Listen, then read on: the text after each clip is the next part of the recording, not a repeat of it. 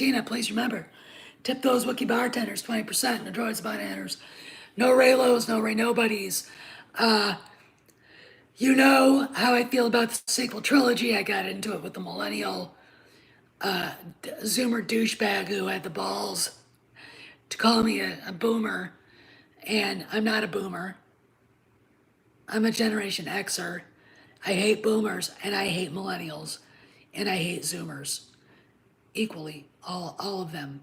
Fuck them all. Anyway, we'll talk a little bit about the Disney Civil War. So I was out running around, so I couldn't listen to this entire discussion that Cameron Pasha was having on Midnight's Edge. I really wish I had been able to, but I had to go do some stuff, pick up a prescription thing. I have to go for a blood test tomorrow. Whatever. Anyway, want to talk a little bit about what they were talking about. There's an article out. I don't know where it is exactly. I think it might have been Variety. I don't think it was. It might have been Deadline. It might have been Variety. I'm not sure. I have to go through my Variety. I get the emails from Variety. Anyway, talk a little bit about this. There's basically the Cameron's. All right, I'm going to try to paraphrase this. Cameron basically said he didn't feel that this thing going on with Scarlett Johansson was her idea. That this could have been easily taken care of in private and should have been. The reason why it went public is because Kevin Feige thinks he can take on Bob Chapek. What Kevin Feige doesn't have on his side are the investors. And I'm talking about JP Morgan Chase, Merrill Lynch, BlackRock, State Street, Vanguard, Goldman Sachs, blase, blase. Bob Chapek has them on his side. He doesn't, what he's doing is he's taking power away from the content creators. What that means is they are no longer independent operators.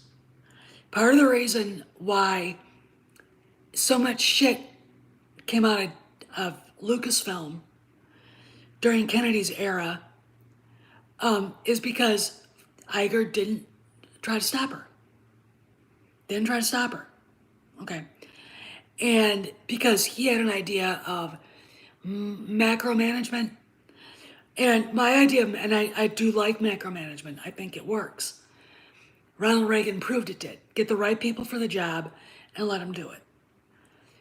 My idea of macro management is like his though too.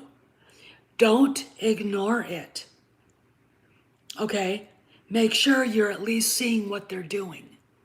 Be abreast of what they're doing. Reason is this. You may have to jump in.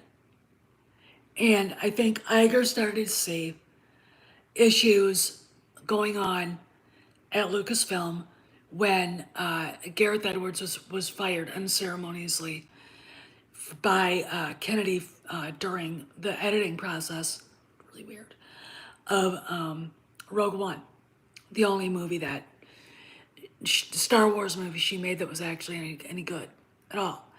The rest of it is the Italian word for slap, mapazzone. Slap, mapazzone. Mapazzone. Anyway, but that's how Iger did it. Now, they're going into a distribution model, which means the merchandise, I lost knowledge, which means the merchandise, the product coming from Lucasfilm, Pixar, Disney Studios, and Marvel have to be good. I mean, have to satisfy the customer. I have a theory on that. I do think that there's a feeling in Hollywood among the penny pinchers and the bean counters that they tend to run a little more solidly, logically. And anyway, if you ever meet a guy, like Mike, the Iron Man, Mexican Iron Man, and Valiant Renegade, and they tend to be more logical and less ideological. Their mission is to make money, period, full stop, or to protect money, period, full stop. Okay, and if when they see products not performing, it kind of makes people go, "What?" And it makes the bean counters shake their heads on why isn't this performing to expectations? The reason is because the fans don't like it. Period. The end of story. And ultimately, despite the coof, the beer bug, that's the reason why it's not going so well for Hollywood. People are sick of it. So anyway, we've got Scarlett making a public ass of herself. Her agent, Brian Lord, aka Billy Lord's dad, and Carrie Fisher's ex. Though I don't get it. I mean, one of these days, when I cross over, she and I are gonna have a long conversation about that. Are you nuts? Anyway, yo, Planet Musk. So anyway, this could have been done discreetly. It wasn't, and the belief is, I'm not quite sure, is that Feige is behind it. Now, I'm going to tell you something. Feige is the problem right here. Scarlett never said, wait a minute. My movie is in the can. It's not getting any marketing. It's not getting talked about. But you got Brie Larson's Captain Marvel getting fast-tracked, filmed, and out.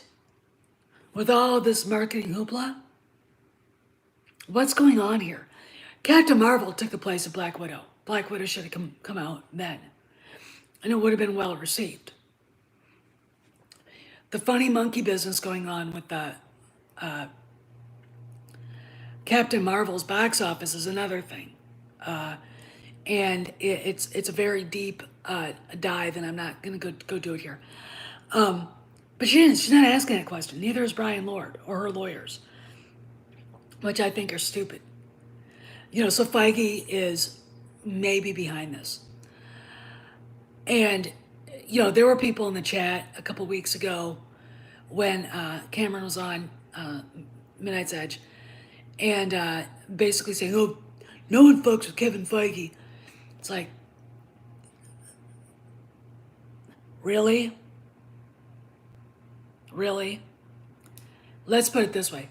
Kevin Feige just walked into a trap. Okay. Bob Chapek went in and cleaned house at Lucasfilm, and it's obvious now. Doomcock just said, the civil war at Lucasfilm is over. And he's hearing more stuff coming out that's really good. And he's going to have a video out, hopefully very soon, please, talking about it. All right? Very excited about that. And everything that we've been hearing in the rumor mill is being played out in the public. Not directly, but if you can read between the lines, let's put it this way, if you went to public school between the years 1950 and 1992, you probably can discern what's going on just by what the news is. If you went to school afterwards, you're probably at a remedial level of reading, okay? And I'm a millennial and I can help you. And I'm not going to. It's very interesting to me watching this play out because Feige, what I think happened is he wasn't happy with what happened at Lucasfilm, and it's very apparent. The guys at Pixar want to leave Disney. Well, you can't, because guess who owns Pixar? Disney. And Disney's not going to sell to anybody. And they're not going to let you leave either. You can go get another job, have fun trying to find one, but they're not gonna sell. You're stuck. Okay, you're stuck with the changes. The new sheriff in town isn't there to mollycoddle an ideological group anymore. They're to make movies and TV shows that we like. I'm going through my second run of Mandalorian when I work out on my new elliptical, and I see so many things there that I haven't seen. I'm sorry, Jeremy. I'm sorry. I'm not. I'll say some. Okay. I'm sorry, um, but you know, where was I? Um, it's really interesting to me watching this all play out because now Pixar is upset. Marvel's upset because they saw what happened at Lucasfilm. They're trying to fight the man. But here's the deal, who's on the man side? The shareholders, the guys with the money. Now, let's walk this all the way back to 2018 when Kennedy got her contract renewed. I said the only way this is going to be resolved and this shit gets fixed is if the money guys stick their noses into it. And guess what? I was right. Okay? I was fucking right. All right? I was right.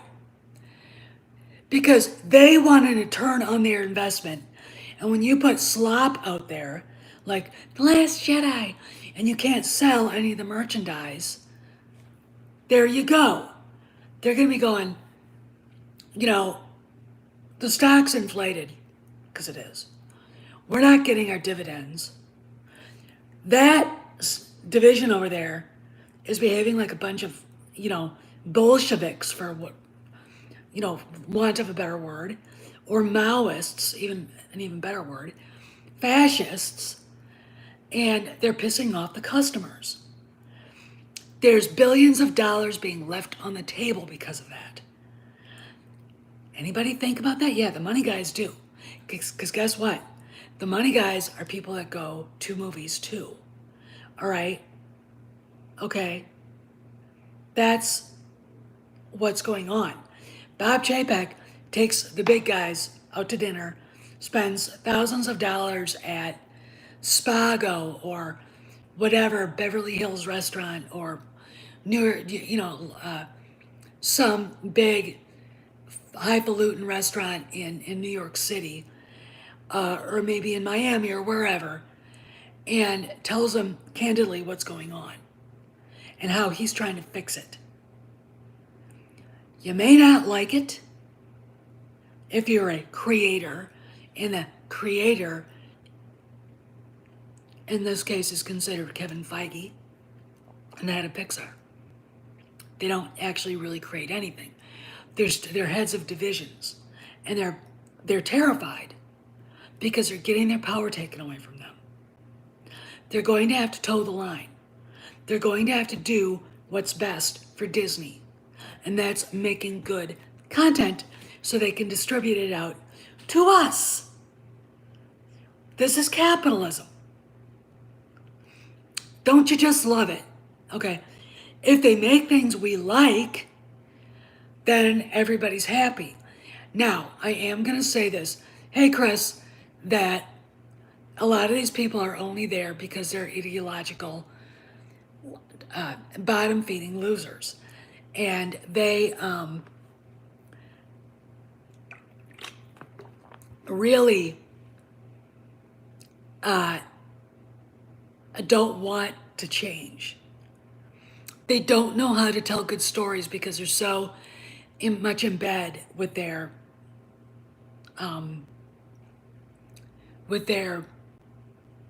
ideology that they can't leave it behind. I always like to say, back in the day, in the 80s, 70s and 80s, Steven Spielberg, who's an old hippie, George Lucas, who's an old hippie, those guys could make movies that everybody loved. They weren't bashing the right. They were telling stories. It's real easy to do, and it's what Hollywood used to be very good at, okay, a long time ago, back then. And they could be as liberal as they wanted, okay, in their politics, but they didn't bring it into the movies, all right, because they understood this is not a place to have a diatribe against Richard Nixon. Now, granted, George, being the old hippie that he is, really believes Richard Nixon was Satan. I mean, they all do. I mean, when you talk to everybody in my family who was born between the years of 47 and 1962, they all believe that, I mean, Nixon was that bad. And it's hilarious. It's like, I mean, like he hides under their beds. They have nightmares about him. And that generation is like that, okay? So when he talked about like Palpatine, he's like, well, he's a lot like Nixon. And it's like, no, he's not. He's a lot like Machiavelli. He's a lot like,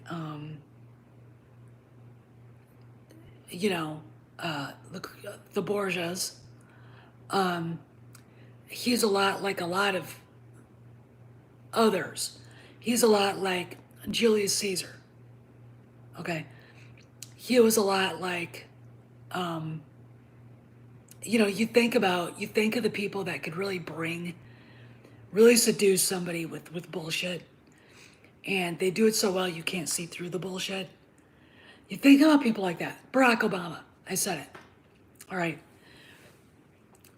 No one can make a left-wing white guy feel more pathetic than Barack basically acting like he was a victim of racism, which he never was in his life. Ever. Okay. Entitled, private schooled, lived all over the world. Bullshit is what I say. Bullshit. Okay. Slimy politician to be, and that, and,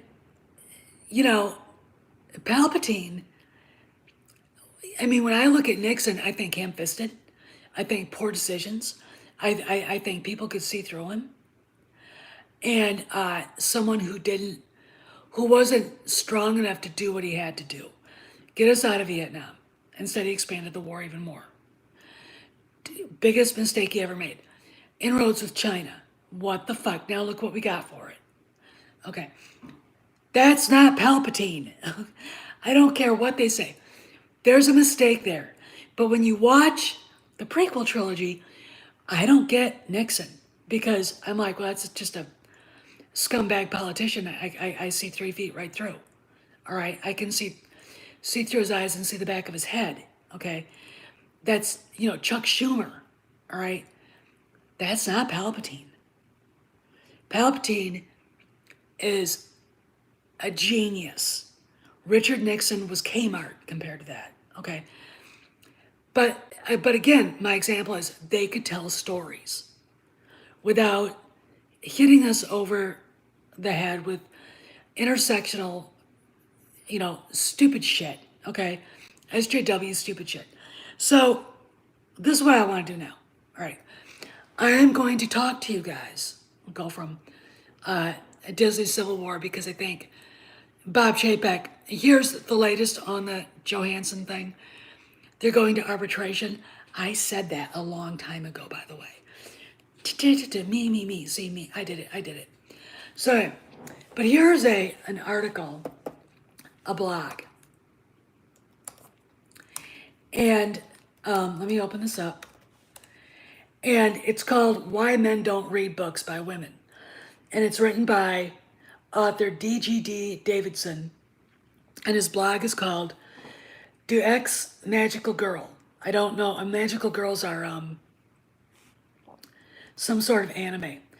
So this lady named M.A. Sieghart he starts out like this. Okay. And this is her headline. She's the one that he's writing about. No matter, all right, M.A. Seacart, and I think it was in the London Times.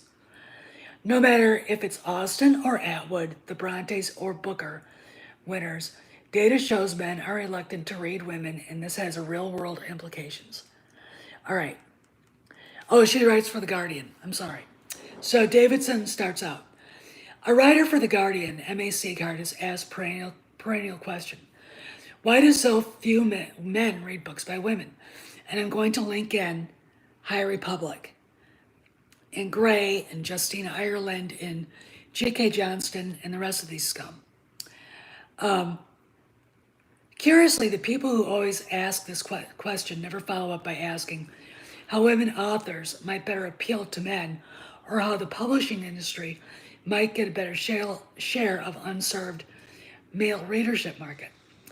No, the assumption is always that men have something wrong with them and need to change. It's not the books that are the problem. It's you, the customer, who is wrong.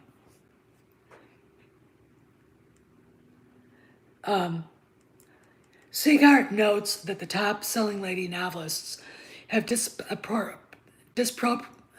disproportionately are female readership. I can't read that. But though she treats this as a mystery with the sinister implications, it's not actually hard to understand what's going on when she names those top-selling authoresses are Jane Austen, Margaret Atwood, Danielle Steele, and Jojo Moyes. She poses the answer that men don't take women seriously. I don't take those authors seriously.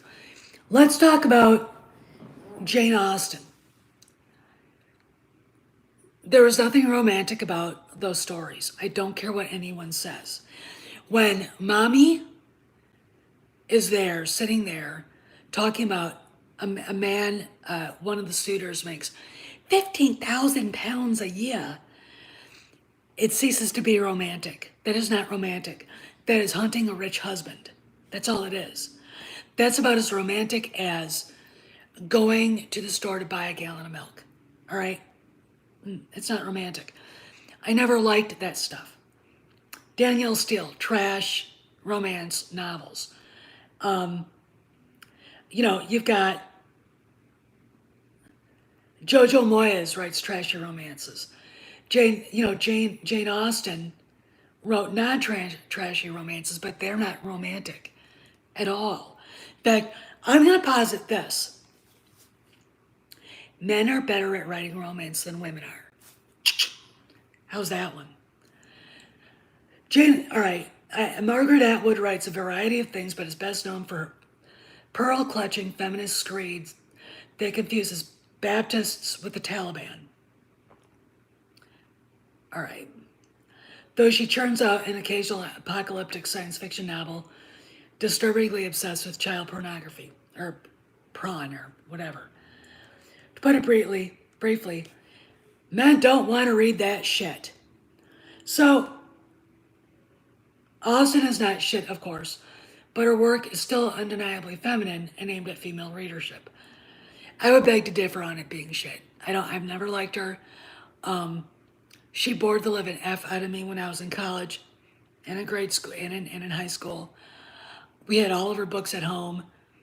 I was reading Lonesome Dove and The Lord of the Rings and The Hobbit, Watership Down, C.S. Lewis's novels, and, and Do Androids Dream of Electric Sheep and all that stuff. I can't. Let's put it this way. William Shakespeare actually had a better handle on romance. Okay. So how does this kind of link to the High Republic and the latest Star Wars novel ship? All right. When you've got women who are browbeating men every day of their lives for being men, like Claudia Gray, who's also obsessed with sexuality,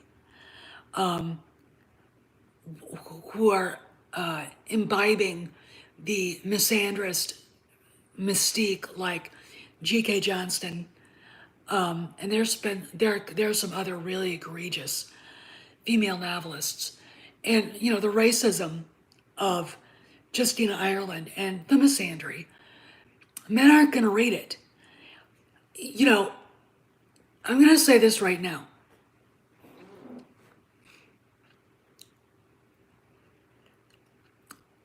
I'm going to say this right now.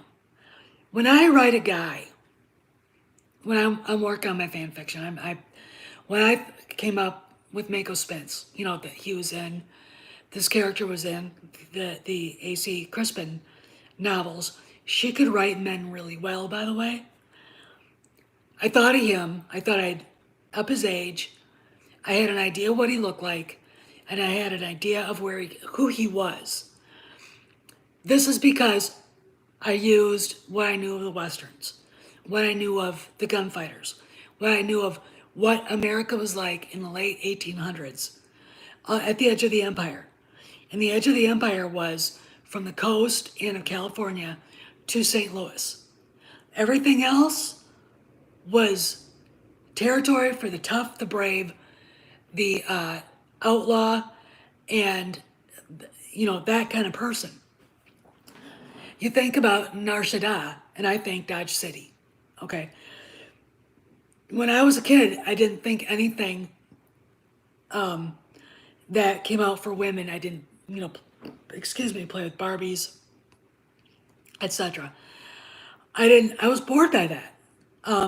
I'd rather, how when you were a kid, because this happens, it might still happen now, and the guys go in one room and they'd all hang out and talk, and the girls go in another room and hang out and talk.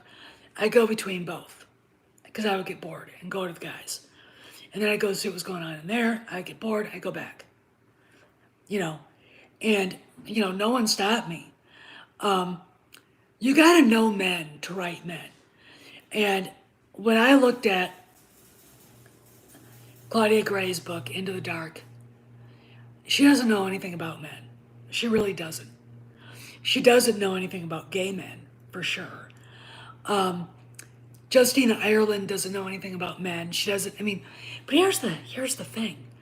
They don't know anything about women either. It's very interesting to me. They have a real echo chamber, squirrel hole approach to writing novels.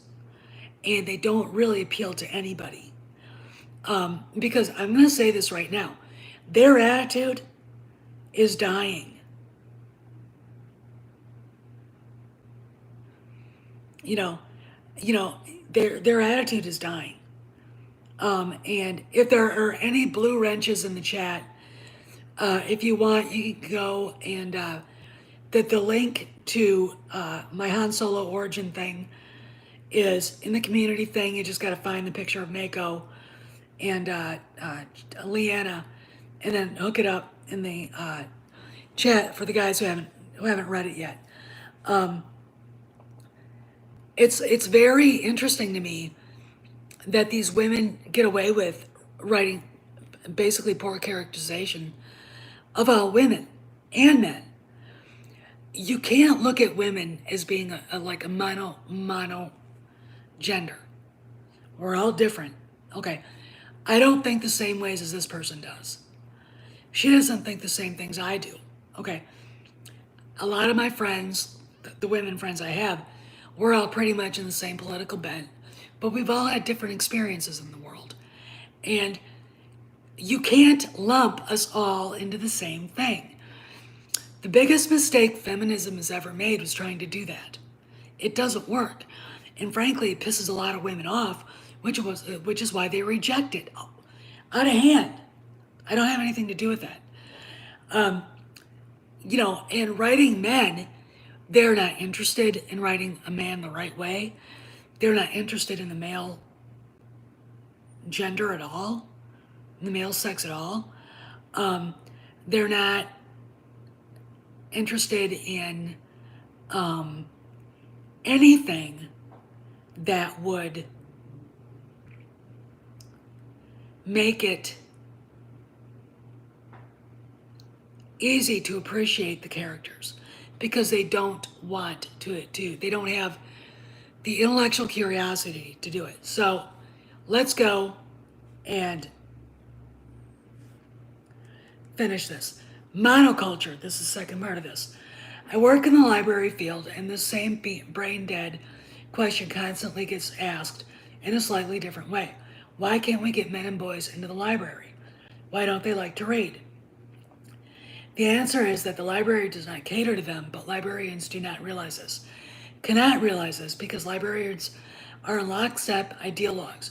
The American Library Association, like the Teachers Union or the Guardian, has more the character of a cult. There's that word. Think about it. Ooh, hit the likes. And if you haven't subscribed, please subscribe. Of a cult than of a professional organization. The idea that boys and men represent a niche that needs to be marketed to, not a group of villains who need browbeaten, is alien to them. The only time I ever read a book by a woman that presented men in the correct way was a fictionalized account called Ride the Wind, I think, of the life of Quanah Parker's mother, Cynthia Ann, from the time she was kidnapped by the Comanches till she died. And it was about him too, and about her Comanche husband, who was a chief, war chief named Nakona. And it was very interesting to me that she was able to capture, I can't remember the author's name, she was able to capture the men in the correct manner, but it's very rare you find a woman who can do that.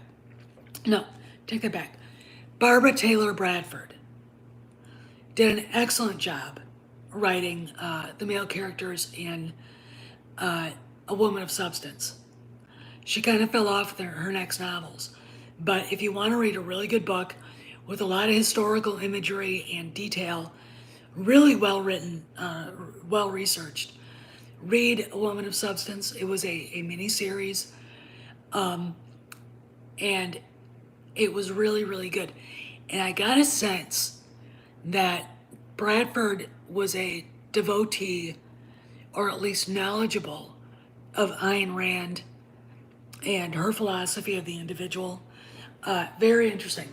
So let's go on. Today, I took a walk through our library's recent releases collection. This is a set of books we order from a company that curates them based on the New York Times bestseller list and other mainstream indicators of what is allegedly hot in books right now. I did not take an exact head count, but the books on the shelves were 60% or more by women. Seagar comes close to self-awareness when she confirms this. She writes all 5 of the top-selling, best-selling literary novels of 2017 were by women, and 9 of the top 10. Yes, of course they were. People working at the publishing houses are overwhelmingly women. Slate reports that they are 78% women, almost all politically left-wing. The publishing industry is a monoculture, and the works it publishes reflect that monoculture. Bestseller lists are designed to reinforce that monoculture. New York Times bestseller list, the best known indicator of what we all are supposedly reading, is formulated by a method that remains a trade secret, which almost certainly means that its numbers, though not invented out of thin air, are massaged. Yes, they are. New York Times bestsellers list is an editorial. It is not based on fact. If you want correct sales figures, you have to go to Amazon, which it doesn't take you long to find out where Justine Ireland's latest book has landed in the children's bestsellers. It opened at number 48 on Amazon. That's not good. I mean, that's really bad, in fact. And the fact that, the editorial page, the book editorial page for the New York Times decided Oh yeah, I agree, C-Man.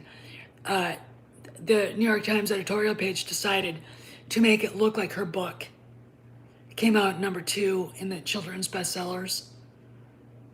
It didn't. We all know it didn't. I mean, there's the proofs is at Amazon. Amazon sells far more books than anybody does. Okay, far more. Compare her novel, which I can't remember what it's called. Her novel, I think it's called Out of the Darkness, whatever. That novel to Heart of the Jedi, which was out for only 2 weeks. Heart of the Jedi never left the top 100. General top 100, which are the top books being sold at Amazon, period. Not in a genre, the top 100. All right. Hail Darius, it is really interesting to me, okay, that they've been doing this. Now, in fact, I'll go back and finish this up. Here's the funniest thing, you guys.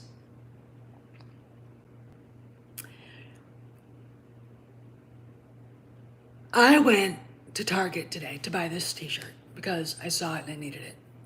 Dog mom.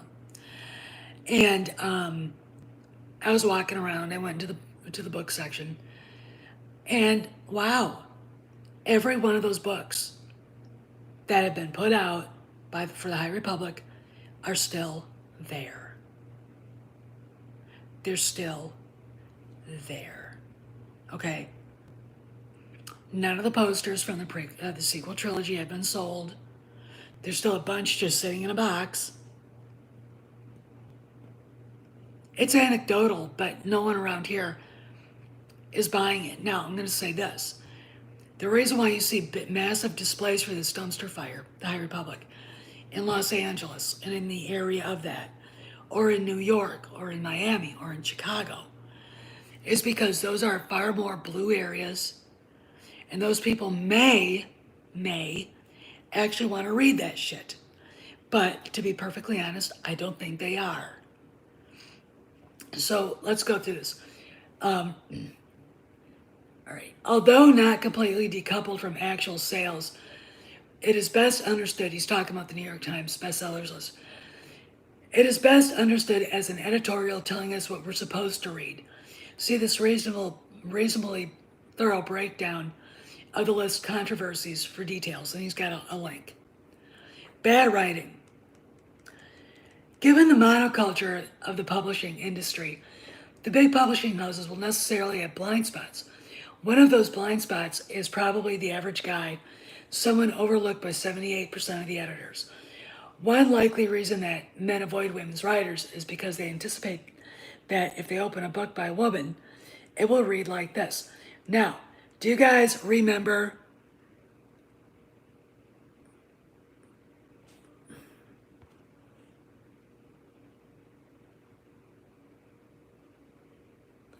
Good. Good. That's really good. So I'm going to let you guys read this. Do you remember this? Somebody named Amelia Clark put all this. And this reads like a Twitter thread. Everybody see that? All right, this is Amelia Clark's comic book.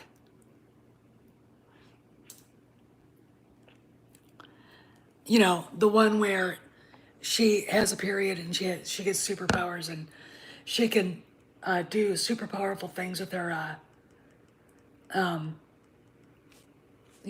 her pit hair. This is an actual page from a published book. It is the first page of a comic called Mother of Madness, and it's by someone named Amelia Clark, who is apparently a celebrity. We could use this as a textbook example of bad writing. First, it abuses the comic book medium by dropping a wall of text into a single panel. Second, it delivers a character's life story as a checklist. Third, it delivers a character's life story on the first page before we have a reason to care. Fourth, it reads like a Twitter profile. Fifth, it's full of desperately trendy, how do you do kids bullshit. Six, it's condescending as hell. so condescending that the artist even gave the character a smug expression to go along with the monologue. Seventh, it's overwhelmingly shallow in its brand of feminism. No one involved with this project saw the problem, probably because the monoculture I mentioned above. Unbearably smug, preachy feminism elicits cries of, "Yes, Queen!" from the very people who are supposed to keep this kind of unreadable garbage from seeing the publication in the first place. By the way, Japanese manga Demon Slayer outsold the entire American comic book industry last year. This is not a coincidence. Quick glance at the shelves at my library also tells me that men and women are writing different things. Books by women are predominantly love stories, cozy mysteries, feminist reworkings of classical mythology, literary novels whose dust jackets suggest meandering plots and lots of hurt feelings, and dystopia sci-fi about teen girls who need to choose between two hot boys.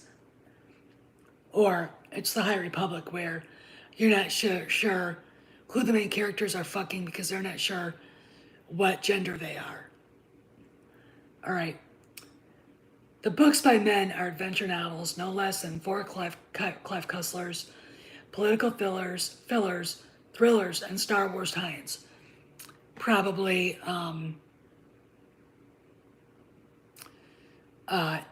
the stuff by Timothy Zahn. I think that's probably what he's talking about.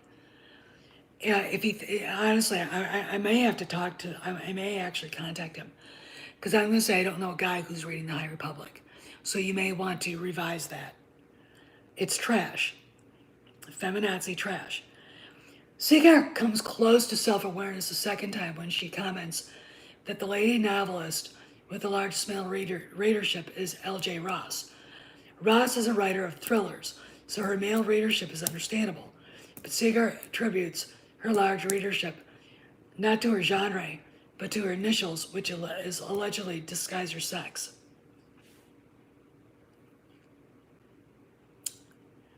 That's how feminists think, people.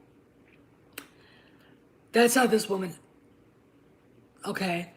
One, on the contrary, anyone who's an avid reader of Ross likely knows she is a woman, probably doesn't care. Remember, the single biggest. I like him. Probably the single biggest moneymaker of all time in the world of fiction is J.K. Rowling. Is that you? One, unaware that Rowling is a woman. Did anyone care about her sex while devouring her novels? After Rowling's success, it's ridiculous to claim that a woman cannot garner male readership. It's just that she must write for that readership if she wants it. If she does not want that readership, so be it. There's no shame in writing for women, but there's also no shame in avoiding books for women if that is not what one wants to read. I don't want to read it. The example of manga. Japanese pop culture, which normies like Seagar studiously ignore, teaches us this. Japan wisely divides its fiction by target demographic instead of by setting her subject matter. Women dominate the world of manga and successfully write for boys and men, as well as for girls and women. But when boys or men aren't the intended audience, they write works designed to appeal to those audiences. Rumiko Takahashi, one of the single most prolific mangaka, is a woman who produces works almost exclusively for male readership. Women like Clamp or Peach Pit has successfully produced works for multiple demographics, including boys and men. Example of science fiction. And of course there's a crossover. A lot of men and boys read manga for girls, which is almost entirely by women creators. It is also a fact, as Seagart notes, that a lot of women here in the West read books aimed at men, such as thrillers and adventure stories. Vince Flynn. The original stuff that he wrote, not the new guy, because I can't get behind it. a lot of women rest aimed at men, such as thrillers and adventure stories. But there's considerably less crossover of men reading stories aimed at women. Siegart's prejudices and preconceptions render her incapable of understanding why that is. But once upon a time, women writers cultivated male readers as well. In science fiction, C.J. Chira, Ursula Le Guin, Anne McCaffrey, Andre Norton, and even James Tiptree Jr., a feminist who makes Margaret Atwood look sane and reasonable, all have added male readers. Siegart would be quick to object to Chira's initials, and Norton's first name are ambiguous. And of course, Tiptree deliberately deceived with her nom de plume. But the overwhelming success of Le Guin and McCaffrey explodes this conjecture. Each of these women writers was capable of telling a ripping good yarn without descending into the kind of painful hipness and smarmy lecturing that characterizes Mother of Madness, as well as many other women-penned books on the shelves today. The High Republic, any of it, even the ones written by the guys. They are misandrist. They are full of intersectional feminist bullshit. All right. They are lecturing, preaching. The Star Wars novels, even of Chuck Wendig, are smarmy, leftist, preachy, condescending bullshit. Okay. The novels of G.K. Johnston. I could go on. Okay. All right. Mother, as well as many other women penned books on the shelves today.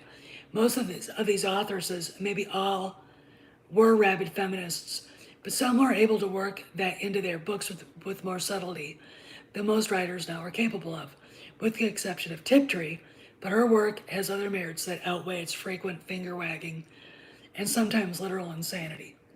And if I'd have known so many of you were going to show up, I would have considered my examples more carefully.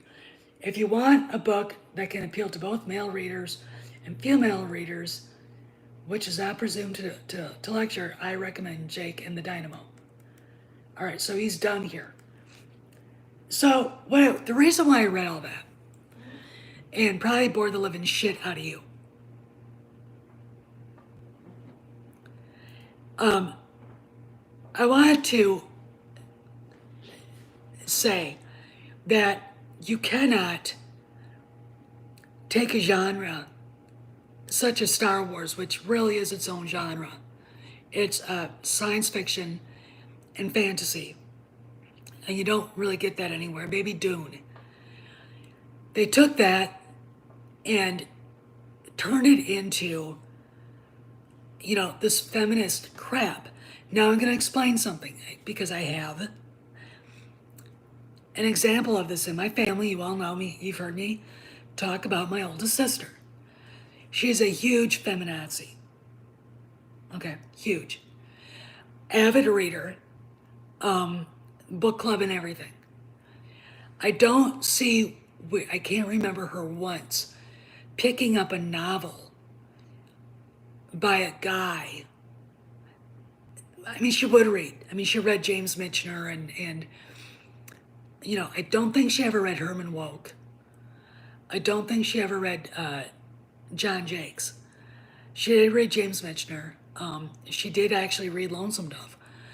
But those are books that were huge. The books, Lonesome Dove was a Pulitzer Prize winning novel. Larry McMurtry, God bless his soul, who just passed away not too long ago, wrote, I think, in my humble opinion, the greatest Western genre novel ever written. Ever. Okay. And the miniseries was very faithful to it. Very. Because the story behind it was, it had been, get ready for this, a script back in the 50s written for John Wayne and Jimmy Stewart to be in. Okay. And it didn't work out, so McMurtry turned it into a novel. And it is legendary. It is in the American mythos as something to just bow down to and emulate. So she read it, she liked it, and She's right, but women like that, and I'm gonna put Kennedy into that because they're the same generation, don't really understand what they're reading. Okay? McMurtry again is a guy that could actually write women really, really well. All right. Clara Allen is one of the greatest fictional female heroes, I think, on the planet. The young prostitute, Lorena Wood, is a fantastic character. Basically, a victim of her own, I think, dreams. She longs to go to San Francisco because it's cool. It's a cool place to live. Not, wow, that's cool. It's a better climate. And if you've ever been to San Francisco, you better bring a jacket even in August, because you're gonna freeze your ass off. Okay, uh, it is just that way. And Lorena was a very young woman, probably 18, 20 years old, from Alabama, living in this podunk town called Lonesome Dove, trying to ply a trade with the men that live there. And she meets this guy and hitches her hopes and dreams to him. And he's want a better word, an asshole. He's a dick. And thus starts her tales of woe all the way through the rest of the novel. Okay. This is a real character. This isn't a Mary Sue. Okay. Then you get to Clara Allen. Clara Allen was the former lover of one of the main protagonists, Gus. If you've seen the TV show Lonesome Dove, Robert Duvall played Gus, and it was, my God, it was so freaking awesome. He's such a great. Oh, I know, see, man. I mean, Robert Duvall equates Gus McCrae to Hamlet, the American version. That's how great the character is. Okay. And so the guys, Tommy Lee Jones plays the captain. They're former Texas Rangers. The guys gather a bunch of stolen Mexican cattle and want to drive them up to Montana. And on the way, they stop in Nebraska to visit Gus's former girl, Clara Allen, who, way in the Wayback Machine, dumped him because he's a rake and a rambler and she couldn't depend on him, though she loved him. She married a big dumb horse trader. The big dumb horse trader got kicked in the head by a horse, and he's basically brain dead. And Clara's got this horse ranch to run. She's got two little girls to raise, and she's put upon, okay, by life. And she's amazing. She's tough. She's a hard ass chick. But she's not what a feminist would like, because they wouldn't understand what they were looking at. What they wouldn't understand her. They wouldn't understand the fact that out there on the prairie, and Nebraska is not a state yet, and you still had, was it 1876, 1877, the Sioux Indians running around killing people, and the cavalry was still trying to get a handle on that. So it's a dangerous place for anybody to live, especially women. There she is out there. The only guy that she really has working for her is her Mexican wrangler. And then this other guy shows up, and he's a former sheriff looking for his wife who ran off to be with her ex-boyfriend. It's really involved. And he finds her. She dies. And the baby is with Clara. All of Clara's, another thing that happens to Clara. You don't see this. This happened before the story. All of her sons died. All right. This was at a time when there were no vaccines. Little kids could die of children's diseases. Okay, very easily. So all the boys in the family died. All she's got are her daughters. And I dropped my pen. The woman that Julie Johnson was hitched to had a son. And she's keeping the baby. She's going to raise that son as her own. And July shows up and decides he's not going back to